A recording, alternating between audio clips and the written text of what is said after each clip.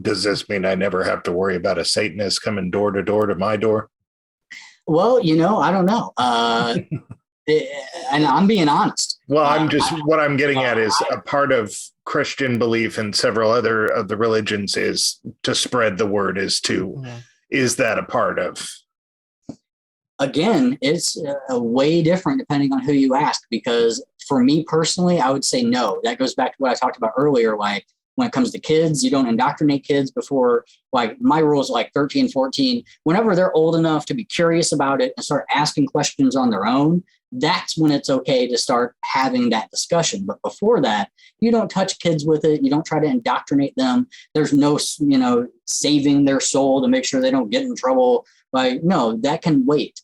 And in the same way, there's no mandate or dictate from Satan to go out and convert the masses to his word. At the same time, you can talk to some really hyper theistic Satanists who believe he is the creator and the one true God, and they will 100% tell you, oh yeah, there needs to be pamphlets in every waiting room, and people just see. I used to hold this opinion that Christians were they were sheep that ate twigs because they didn't know what grass was. They accepted that religion and that faith because they didn't know what real faith and what real religion was. And as soon as they actually came about, finding what you could really be, then they would just convert over to the real stuff where, you're eating grass and not twigs. Well, no, they're just twig eating sheep. That's what they are. And we're grass eating sheep or goats or whatever you want to make that connection with. But that is where it's at, is they're where they need to be. And if you need to be over here, you'll find yourself. That's something that has been fairly prevalent in satanic practice for a long time, is that those who are meant to be with Satan will find him on their own and in their own time. And that's the way I look at it. That's I think that.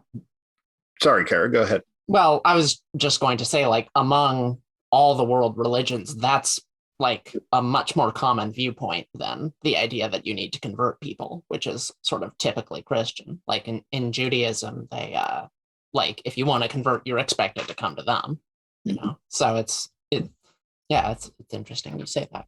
For me, it comes down to insecurity. Their God has to be the one true God. Otherwise, why is he God?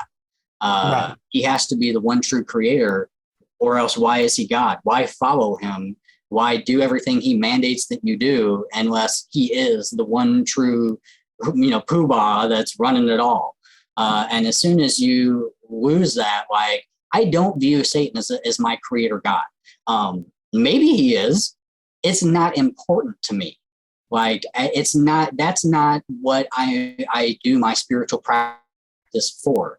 I'm a Satanist because the things that Satan represents and the things that he's done for me and just what he is in the universe is what my soul is aligned with. So that's why I'm a Satanist.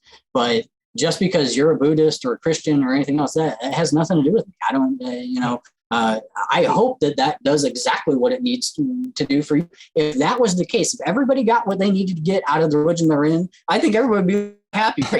But I think that's not the case. But when it comes down to conversion, I mean, for me, it's pure insecurity. It is the manifestation of insecurity. You're not going to get argument on that from us. Yeah. No, you're definitely not.